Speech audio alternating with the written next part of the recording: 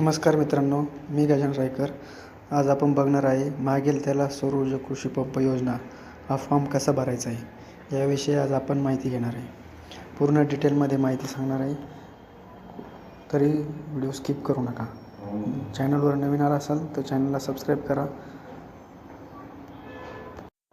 मित्रांनो, या लिंकची वेबसाईट मी तुम्हाला डिस्क्रिप्शनमध्ये देणार आहे.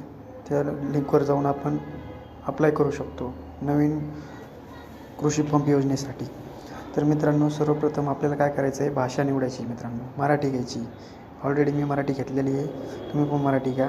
आणि मित्रांनो, इथं तुम्हाला लाईन दिसत असेल. मित्रांनो, ह्या लाईनवर जाऊन क्लिक करायचं.